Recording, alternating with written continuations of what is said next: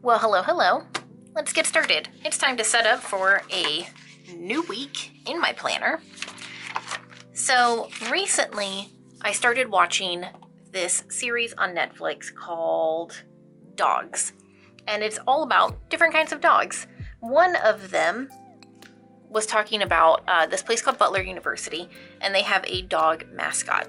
So the first thing that I'm going to do is go in and put a little sticker in right here just to cover up that calendar. I've got a few different red options.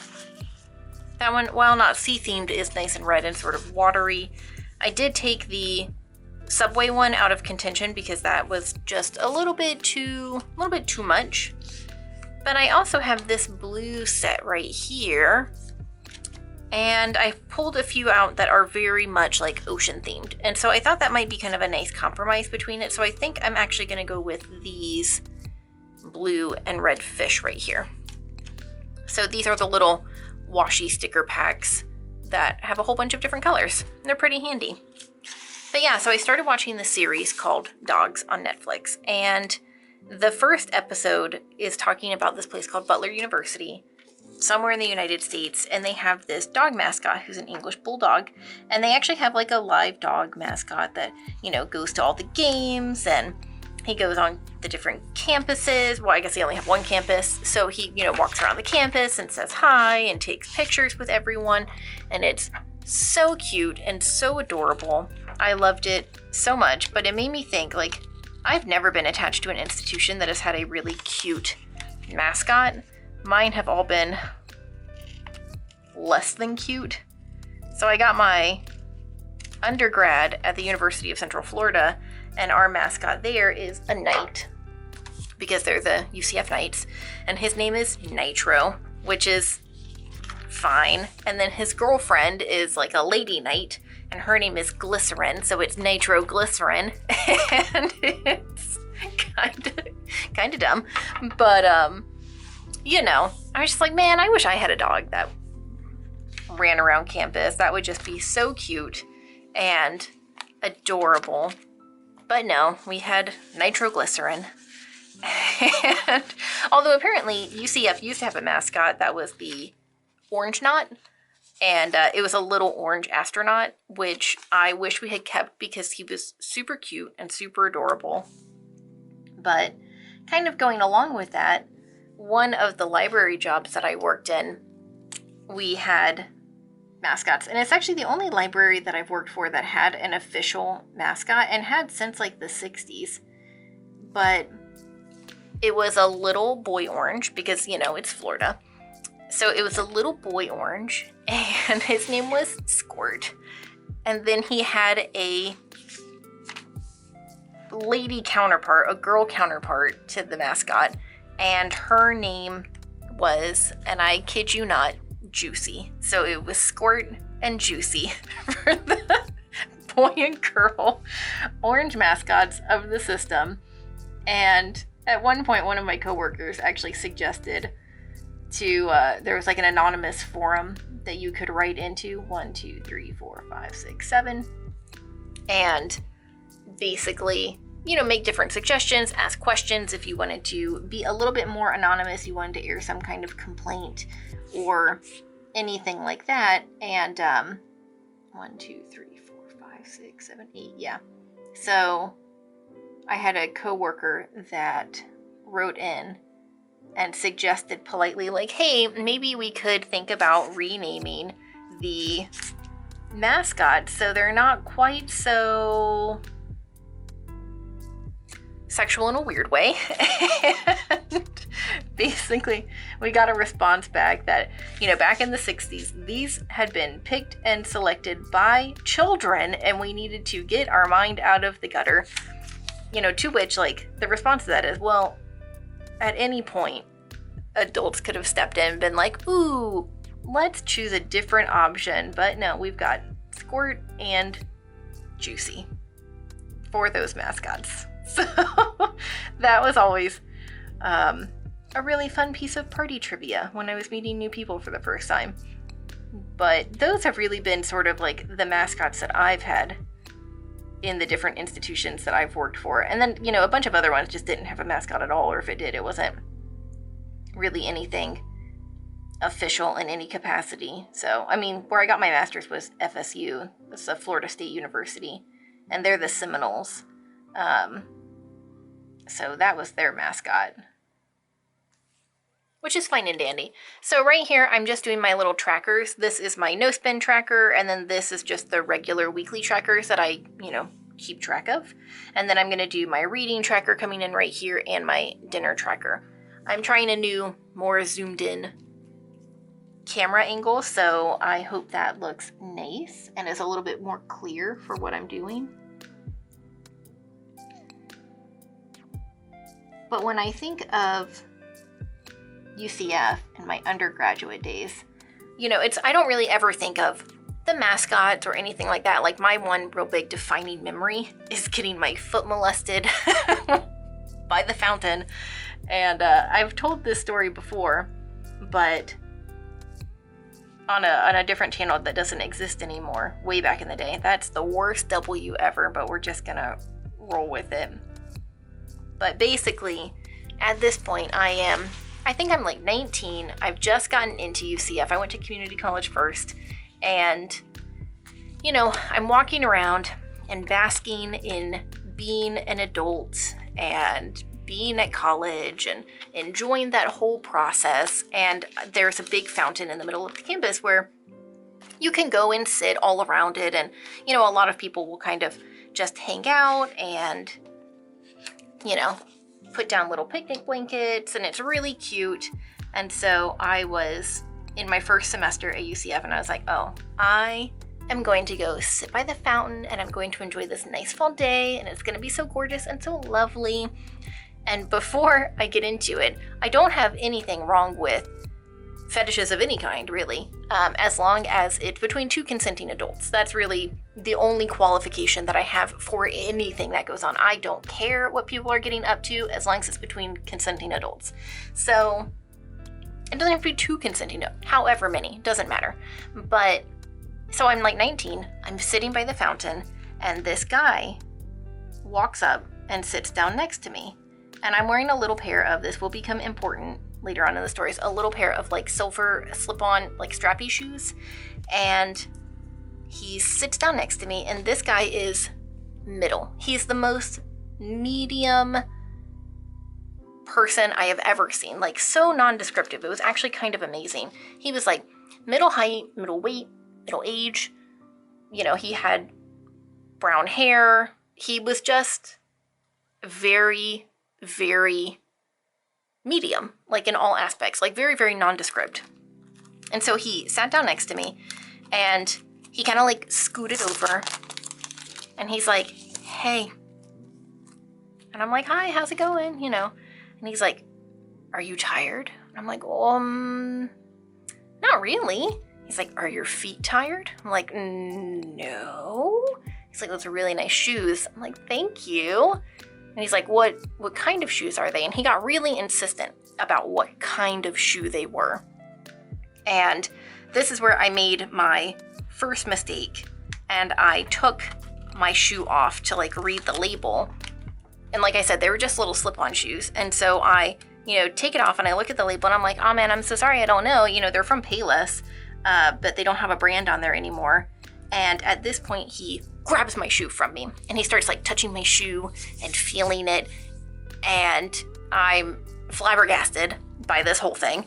And then he throws my shoe down, and he grabs my foot, and he starts like touching my foot and like getting in between my toes, and I'm trying to get my foot away from him, and he keeps snatching it back, and he's getting increasingly agitated. Like, he's starting to shake, he's getting really red in the face, he's getting a little sweaty. And this is when I realized, like, oh, this is a guy with a foot fetish, and I am trying to get my foot back. I'm like, no thank you, trying to get my foot back. And I should have just kicked him in the face, but I kind of froze because I had never experienced anything like this at all. And at some point he decides that he's done with this foot and he wants my other foot. And that's when I managed to like really fully break away. And it was just like, no, thank you.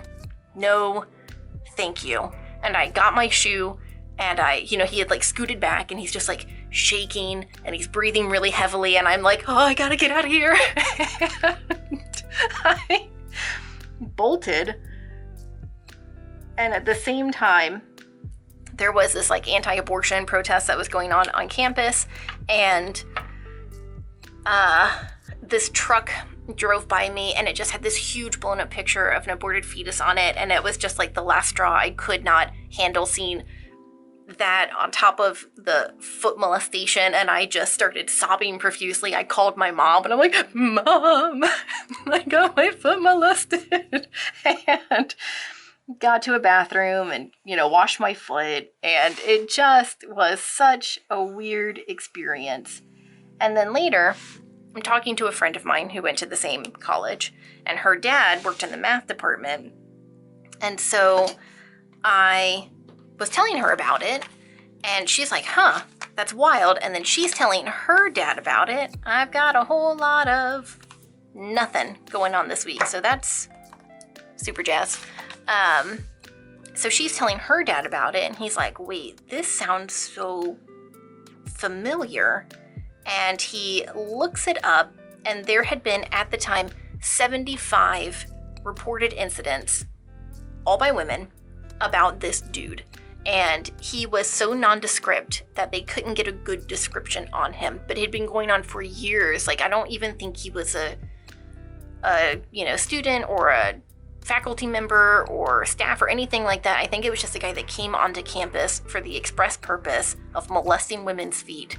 And he had been doing it for years, and they never had any good lead on like who this guy was, or where he came from, or anything like that. But anyway, he was the foot molester of UCF. So that was one of my big defining college experiences.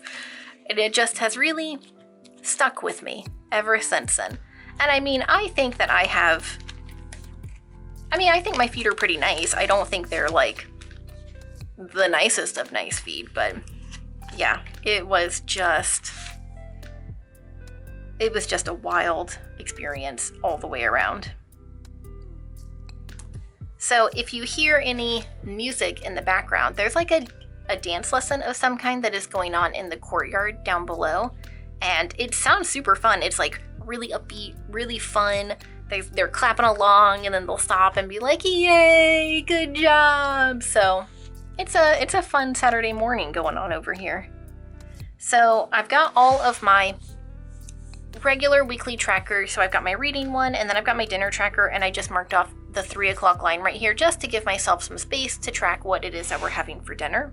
And now I'm putting in sort of my regular Sunday reset projects so that I can just keep track of all that.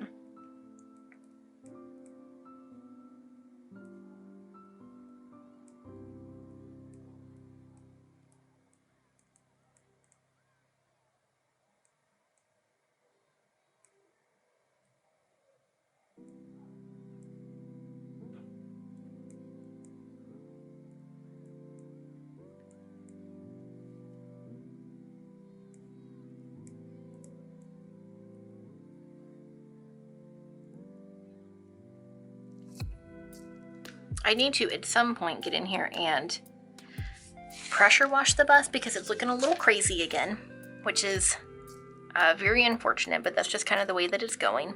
So, it's Florida. It's always sort of wet and all of that. So I've got these little stickers from the Coffee Monsters Co., and this is just to mark in some different deadlines and stuff like that I have for myself.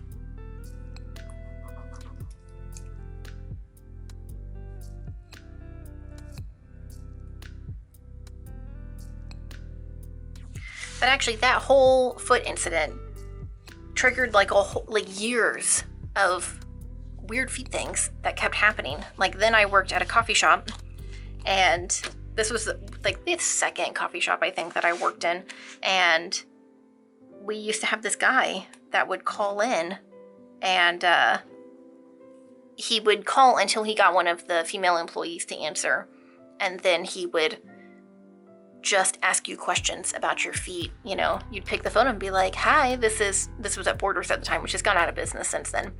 And I'd be like, hi, this is Borders, how can I help you? And he'd be like, hey, how are your feet doing? What kind of shoes are you wearing? You wearing socks?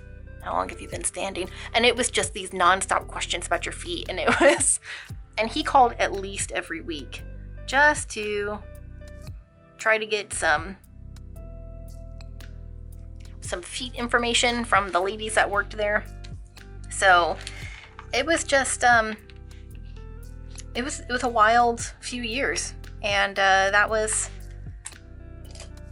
really a good time all the way around.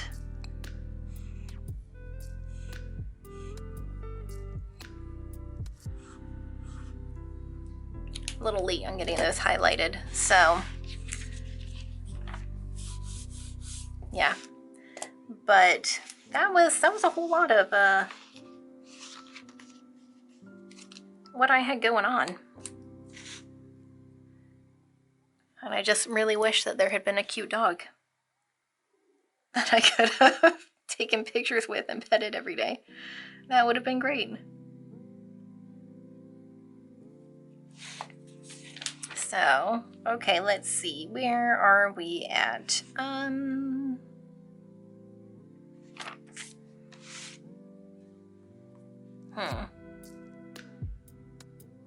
I think maybe Wednesday, I might make that a day to do some of the outdoor stuff that I need to get done, like pressure washing, and I need to mow. So I think we're gonna take this little construction dude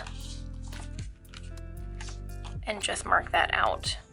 And that I need to get done like early in the day because it is just blisteringly hot right now. Put him right here.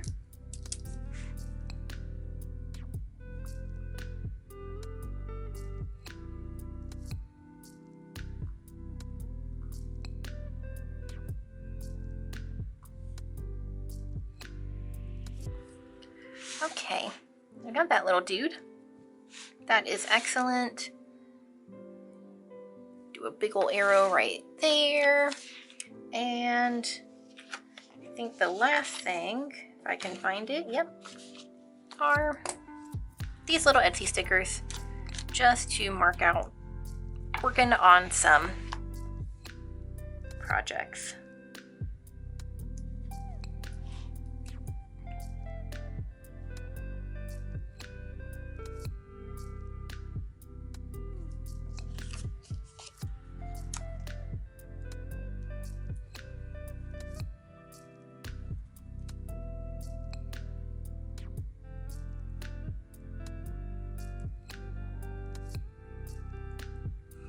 I did also find out that recently one of the branches in a system that I used to work in for one of the library systems that I used to work in, they closed down. They had to shut the whole building down and tint it because they had a bed bug infestation.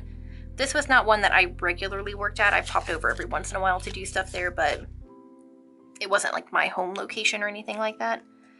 But you would think that, you know, that's pretty rare, but that's actually quite common in public libraries. The branch that I used to work in, maybe 6 months to a year before I started, they had to shut down and tint the whole thing because there was a massive bedbug infestation. You know, there's just, you deal with a lot more bugs and stuff like that in public libraries than I think most people would, more than I had ever considered when I started. But people will return books that are just full of live cockroaches. You'll open up DVD cases and roaches will just fall out. There's bed bugs. We had a weevil infestation at my library. We had a wasp infestation one time. That was super fun. It was just wild. The amount of bugs that you deal with on a very, very regular basis is super gross, but it's like that at every public library that I've ever worked in, you know. And then you get to have the unpleasant conversation with someone of being like, hey, you know, you returned this item that had a whole bunch of roaches in it, so we're gonna have to, you know, charge you for some stuff about this because it's it's a big problem, and then people get mad because they're like, I don't have roaches, and it's like, explain to me how 50 of them were in your DVD cases, and it's just kind of gross. So anyway, they had to shut down that branch location for a bedbug infestation, which is not super nice.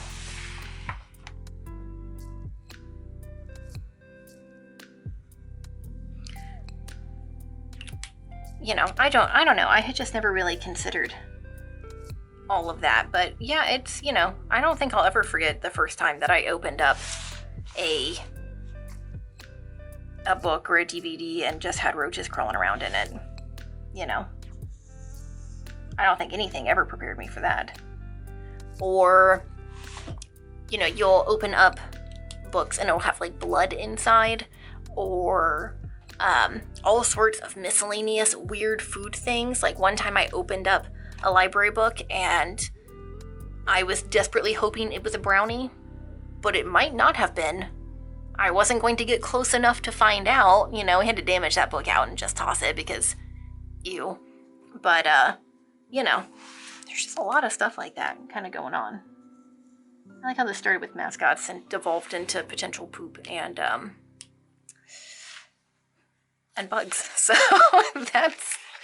so it's nice not to really have to deal with that anymore, because you spend the rest of the day with the creepy crawlies of like feeling like things are on you or moving around on you, and it's just gross.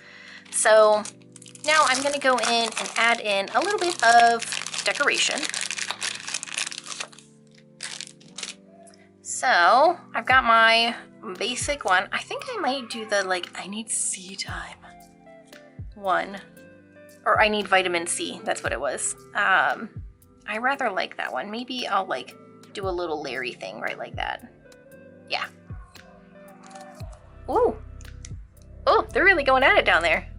It sounds so fun. So much clapping, so much encouragement. I've never seen dance lessons here before, so I'm not really sure who's doing them, but this is very cute. I really love the enthusiasm.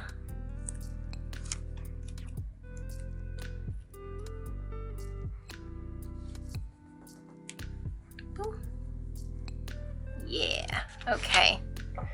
Give that a little trim. And I kind of feel like this one is looking a little plain so far.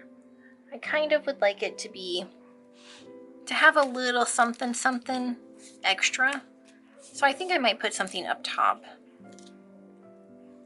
I could do like a little rock, but I could also do that guy right there. Oh, I kind of like that. Little star right in the middle. Oh, yeah, we're gonna do that one. Okay. I like that quite a bit. I do really like having something right in the middle of the pages because, you know, it adds a little bit of balance to the overall design, I guess, when there's just a little bit of something in the middle. Because otherwise it's so heavy on the outsides of the pages that... Oh yeah, that's really cute. I like that. That's nice. Well, that was a pretty quick and easy little setup. I don't think there's really anything else I need to do. I'll fill it in as I go along. And yeah, I think that's pretty much it. So, I hope that was lovely. I hope you guys have a lovely week and that you had a lovely week. And if you like this video, give it a thumbs up. If you'd like to see more of what I'm getting up to in my planner, subscribe, come back, check on me. That would be great. I would love that. And I think that's pretty much it. So I'll see y'all next time. Bye.